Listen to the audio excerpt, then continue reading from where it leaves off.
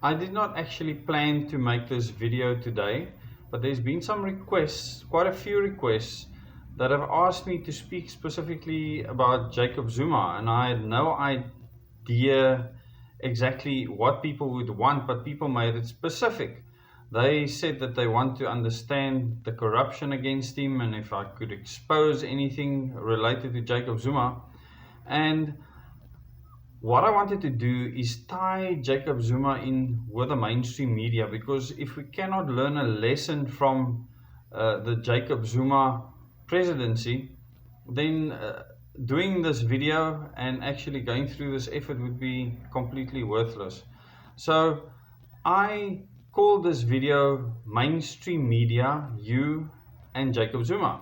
And you might wonder why there's three entities involved here. And there's a very specific reason for this. Now, I don't have a script for any of my videos, but for this specific one, I have a few headings that I put up on the computer so that I can just reference to them to make sure that I actually cover those headings. And there's 7 specific pointers there that I will work through. The first item in the heading or the thumbnail for the video says mainstream media, MSM, which is the short used for mainstream media. Now when I speak of mainstream media, then I mean media that is generally known, large, big, consumed by the general mass of the public. When there's smaller media outlets that you might not consider mainstream media, that might actually practice proper journalism, and we'll get into that just now, that can't be seen as part of mainstream media. What I'm doing right now is certainly not mainstream.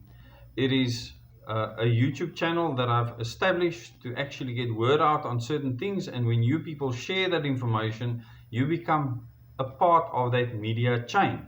And that is why I want you to subscribe to this channel, click the bell icon, and share the content with your friends and family. If you want to be selective, but get the information out there and talk to your friends and family about the things that I speak about, because I have a specific purpose. I want this country to succeed. I want us as citizens of the country to remain free. And when people speak of different systems or ideologies, speaking of communists or capitalists, that is actually boxing people, and certain people want to be boxed. And when they want to be boxed, I will use those boxes because they associated themselves with those boxes. I prefer not to box people. And I would like that people don't box themselves, that people would just look at what is right or wrong in any given situation and then act on that.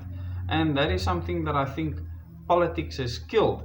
And we need to change that, because politics is essential in any country. And the fact that we are absent-minded with regards to politics has affected us to the point where we are right now.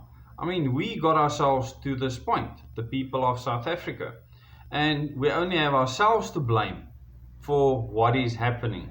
And a lot of you might be upset with me for saying that, but think about it. Every decision up until the point of the advent of so-called democracy was in the hands of people in this country. Before 1994, some of the people in the country. After 1994, all the people of the country. And yet, they were influenced in many different ways in the way that they made their decisions. And this is where the mainstream media come in. Now, the mainstream media sketched a picture of Jacob Zuma that was quite interesting from the moment he started till the end of his presidency. And that narrative was deliberate. It is always deliberate in mainstream media, and I will explain to you why I say that. The reason why I have you in the middle, including myself, is because we are in between the mainstream media and how we feel about a particular person. I'm sure that many of you watching have never met Jacob Zuma, ever. But I'm very sure that all of you have strong opinions of him. And I want you to go back to your room tonight and think about what I'm saying now. If you do not know a person, why do you trust the mainstream media to tell you the truth about that person? Put yourself in the shoes of Jacob Zuma, and I by no means am defending the man. I am sketching a scenario, and Jacob Zuma is the perfect example to use. So I want to start. There's a lot that I do know about Jacob Zuma, and there's certain things I will speak about now. When I do a full video on him, then I will go into a lot more detail. But the specific picture I want to paint today is how you perceived him because of something completely different to meeting him, being friends with him, spending time with him, and actually getting to know him. Because it's only the people that spend time with him, that's been around him, that actually knows what's going on in his life. You certainly don't. You have no idea what's going on in his life except what the media is telling you. And I want you to think about that for a moment. And this obviously goes wider than just Jacob Zuma. But just remember that every person has a right to give their side of a story for you to make a decision in how you judge them. And this has never happened truly in the case of Jacob Zuma. And now that he's standing to go to court, I can't actually wait to see what he is going to say. And I certainly know about some of the things that might come out. I don't know if he will be brave enough to actually utter them. But if he does, kudos to him. Let's start with the first point. Zuma and Mkhonto Sizwe. Now, Jacob Zuma was actually the head of intelligence for Mkhonto Sizwe for quite a period of time. And because he was the head of Mkhonto Sizwe, when he became the president, the first thing he touched was the intelligence services. He changed the Minister of Intelligence with immediate effect, and then instructed that minister to change many things in the intelligence structures within the country. And I will do a separate video on the intelligence structures in the country because there was another request from one of the subscribers. All I want you to know right now is that Jacob Zuma deliberately changed the intelligence structures of the country, and I will discuss later how that actually happened and why he actually did that, for better or for worse. Jacob Zuma is a sly, wily person. And I don't necessarily mean that in a bad way. Jacob has been around the block. He has seen many things. He knows a lot. He has a lot of dirt on many politicians, and they fear him for that. So it's like a game of cat and mouse. What do you say and what do you don't say? Because the next person might be exposed, then that person might expose something that you know about or that you have done, and then you're in trouble. So the cat and mouse game has really played out since Cyril Ramaphosa was shoved to the forefront, as he was supposed to be after Nelson Mandela. We know that Mbeki and Zuma was never supposed to be there, and I will do a video covering exactly why Thabo Mbeki was put after Nelson Mandela and why Jacob Zuma followed. So Jacob Zuma was an MK veteran. He was an intelligence chief. He actually interrogated many people outside of the country in MK intelligence and intern camps, where even many people within the ANC were actually captured and imprisoned and questioned. One thing I can tell you is that when the ANC after Nelson Mandela's release actually had some marches through the streets, that many of the marshals, ANC marshals standing at those marches, were all intelligence informants. In other words, an organization like the African National Congress was thoroughly infiltrated by intelligence, and Jacob Zuma absolutely knew this. There's a lot of torture that happened in these intern camps. There's a lot of rapes that happened of women in these intern camps. There's many bad things that happened, and many people died, many people were killed, and I don't want to go into that detail right now. And I will always make sure that I don't expose things that put other people's lives in danger, because there's still a certain amount of decorum that I need to keep about the knowledge that I share with you. and I see that as a big responsibility. But I still want to give you enough insight for you to understand that the world that you see around you, especially in the mainstream media, is not the world that is really happening behind the scenes. And this will become clear as we continue in this video. Once again, subscribe to my channel, click the bell icon so you can receive notifications, so you can get more videos like this. Go and watch my previous videos. I put them in playlists. You can look at those playlists and actually choose the specific content that you want to view. I try to make it as easy as possible for you. And thank you for taking the subscribers past 1,600. We'll be at 1,700 soon. The channel is moving really fast, and with information like this, hopefully it will continue to do so into the future. The next item that I want to touch on is that Jacob Zuma is a Zulu. He's from the Zulu kingdom. He's of noble birth. That is why Nkandla is his royal homestead. So there's certain tribal aspects that a person needs to understand about Jacob Zuma, and he is a tribalist. He believes in the preservation of the Zulu people. He also believes in the preservation of true African culture. He does not like the fact that foreign entities and foreign interests wants to dictate to people in South Africa. And this became very apparent towards the end of his presidency, when it's exactly the opposite with regards to Cyril Ramaphosa. And I have made many statements in the past saying that people will at some stage wish that Jacob Zuma was still the president. And you will in future still find out why that is. Because I can tell you, you would have handled this pandemic completely differently for many reasons. Let me continue. The fact that Jacob Zuma is a traditionalist means that his Zulu tradition, he lives out, he believes in it, he speaks good of it, he doesn't want it to change, he doesn't want the Zulu kingdom's rights taken away to practice their traditions the way they want to. And there's a lot of safety built into that. And many of you might not understand this, but in the South African context, you might understand later as I carry on with this video. If we look at Jacob Zuma and succession, he followed on Thabo Mbeki. Now Thabo Mbeki did a few things that were very unpopular, and the succession process within the ANC was simple. It was done based on superiority and the age of the person involved. So you would basically have the second in charge take over from the leader when they step down.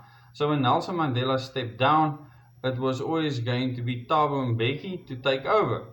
And after him, Jacob Zuma to take over from him.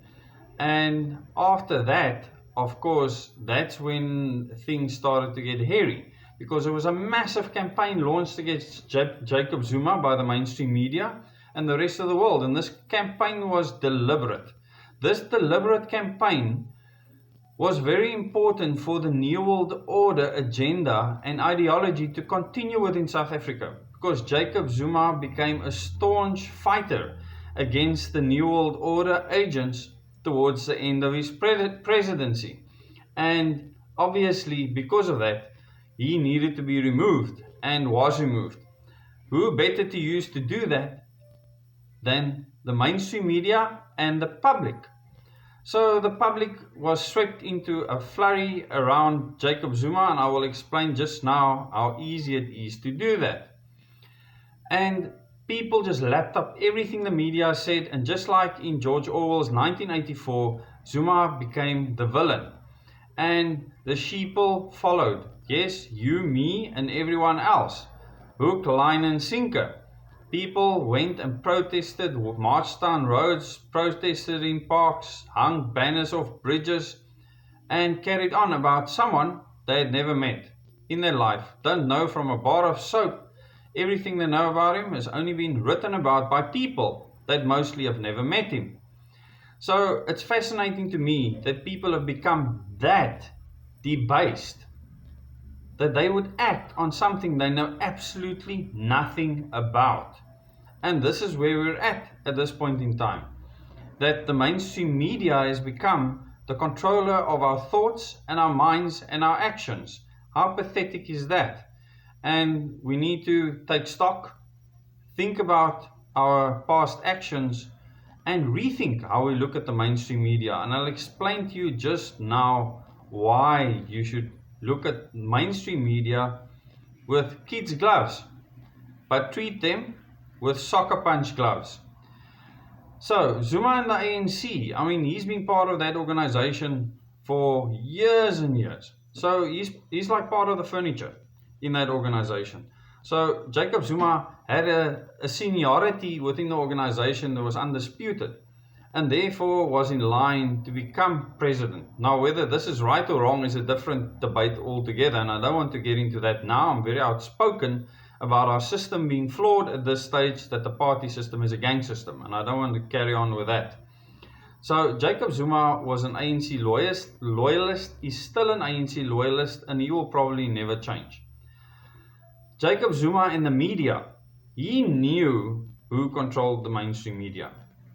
Jacob Zuma knew a lot about the intelligence activities happening within the South African government behind the scenes. It's interesting that he actually signed some of the United Nations plans and action plans into law, and for our government to actually follow and develop this national development plan, which is basically the social development goals of the United Nations, the sustainable development goals, and implement this new world order philosophy.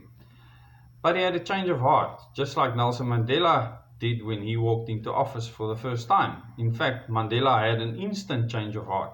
Jacob Zuma changed his mind over time based on things that were happening at the time. He knew that Cyril Ramaphosa was earmarked to come into the presidency.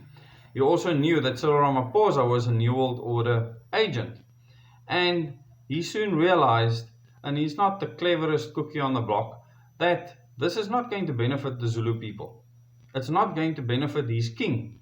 And it's not going to benefit the country.